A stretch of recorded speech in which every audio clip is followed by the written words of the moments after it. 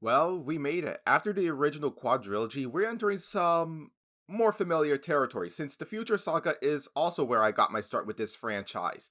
So, does Tools of Destruction start us off promising? Well, only one way to find out. Roll the intro.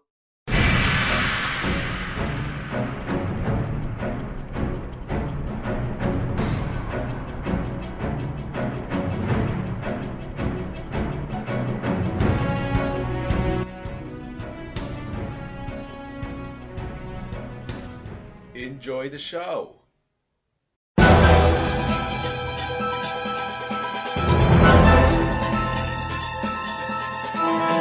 Hello and welcome back everyone to the Ratchet Clank Revisit, where last time we left the PlayStation 2 and now leapt onto the PlayStation 3.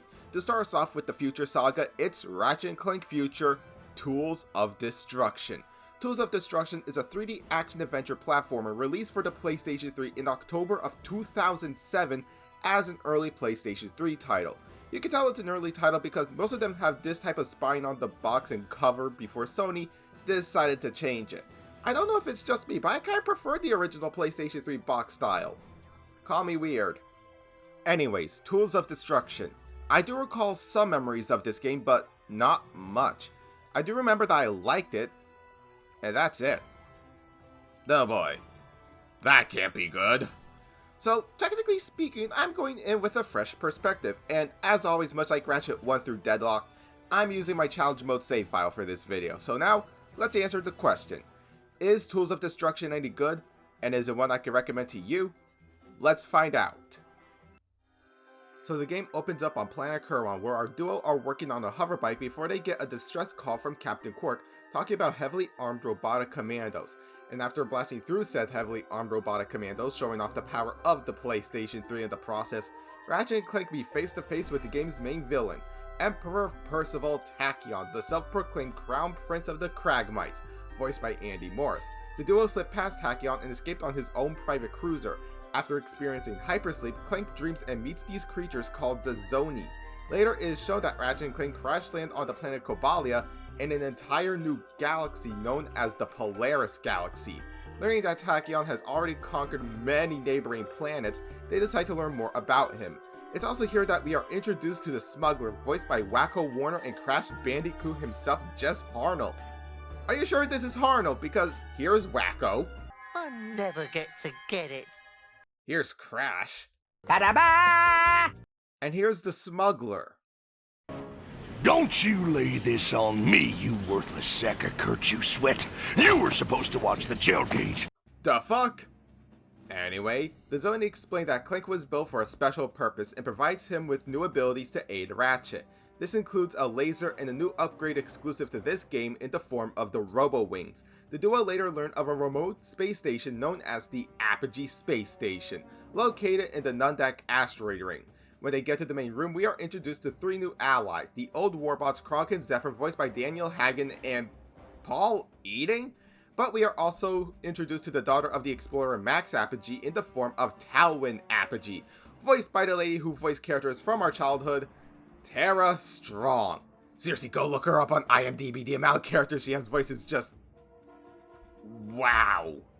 Back to the story, the three agreed to help Ratchet and Clank in search of something called the Lombax Secret, which was said to have wiped out Tachyon's race, the Cragmites. Later, we learned that the device is called the Dimensionator, a helmet that is capable of opening wormholes, and the last known planet where the Dimensionator was located at, left by Max Apogee, was the planet Jacindu.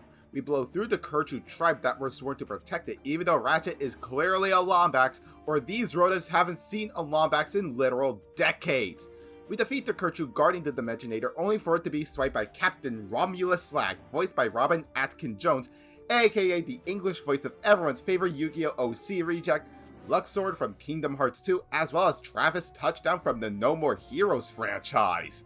We did have some earlier encounters with Slag and his pirate crew, as well as mate Rusty Pete, voiced by Wally Wingber, aka Almighty Tallest Red from Invader Zim, as well as Cubot from Sonic the Hedgehog, starting with the game that I shall not mention. If I do have to give my own 2 cents on Slag and Pete, I like them. It could be from the fact that, to me, unlike Sonic Colors, the writing doesn't make me want to stab my eardrums, and the fact that Atkin and Wingber bounce pretty well off of each other. Back to the plot, we take down Slag, which ends with Slag's blown off head dying in Pete's hands, and Pete promotes Ratchet as the new captain. But before the duo can reclaim the Dimensionator, Quark shows up and flies off to planet Rapport, aka the Cragmite homeworld. To briefly explain what the hell Quark has been doing this whole time, he was frozen and taken to Tachyon, where he served Tachyon as a spy and announcer at the Imperial Fight Festival.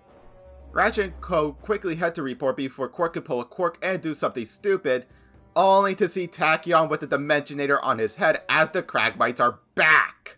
Finally, the time has come for the Cragmites to rise again! To rise again!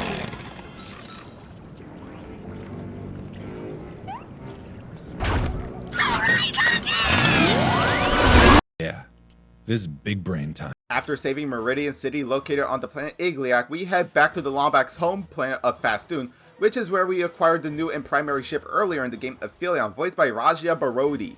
We blast through Tachyon's forces, and the Cragmite Prince offer Ratchet a chance to reunite with his race, but Ratchet refuses, and the last Lombax and the last Cragmite engage in battle.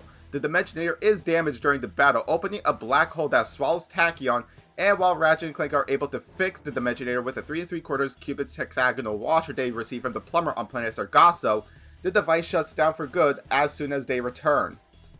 As Ratchet, Clank, and their allies gather to celebrate, the Zonies show up, now visible to everyone. Claiming that Clank is ready to learn his true purpose, they take him to another dimension, despite Ratchet's protests. As his friends gather around him, Ratchet silently vows to rescue Clank, leading into the events of the next game, Quest for Booty, thus ending Tools of Destruction.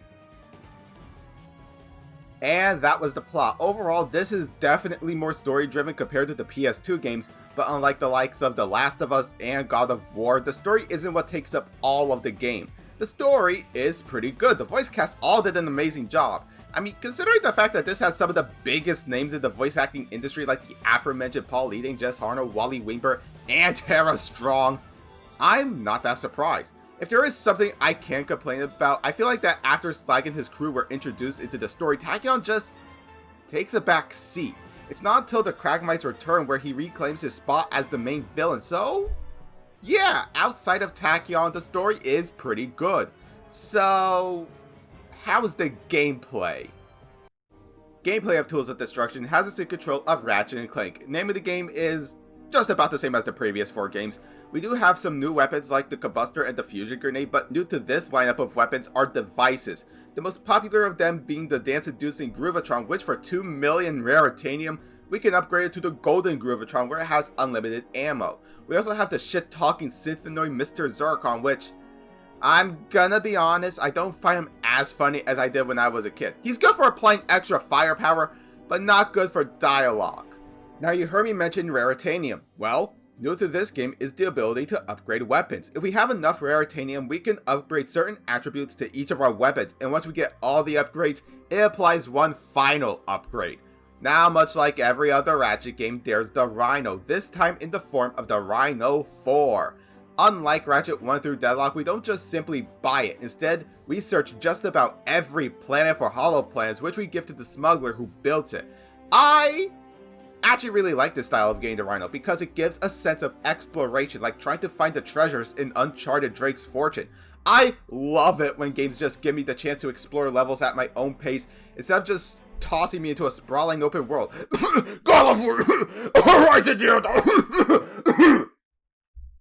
I mean, what? In general, about the Rhino 4, it's what I consider one of my favorite iterations of the super weapon. Of course, this being an early PlayStation 3 game, the game also includes the 6-axis motion controls, but luckily we could just turn them off, so that's a major plus. Now let's discuss the Clank levels. They got a major overhaul compared to the PS2 Clank levels. Instead of using Gadgetbots, we use the Zonie, and for some reason Clank also possesses the ability to slow down time. What? With the Zonie, they can automatically attack any enemies that are still alive, float Clank above large chasms for a short period of time, and repair broken machinery. In conclusion, the gameplay is still pretty solid. Visually, it's a mixed bag. On one hand, the game still looks great even today, but on the other hand, it screams early PlayStation 3.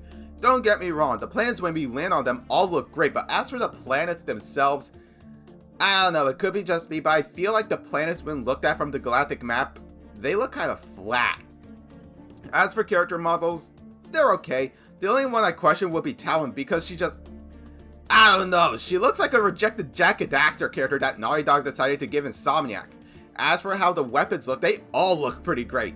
Yes, including one of the worst shotguns ever in this franchise, the Shard Reaper. Looks badass, which is why I think most people bought it only to be left disappointed, like when I played the 1000-Year Boar. As for OST, it leans even more into the futuristic sci-fi aspect of the franchise. Hell, we hear it as soon as the Insomniac logo and the new theme of Kurwan. But the pirate-based songs such as Ardolis definitely leans into how an instrumental sea shanty would sound like in the future, and I love it. But now, let's recap.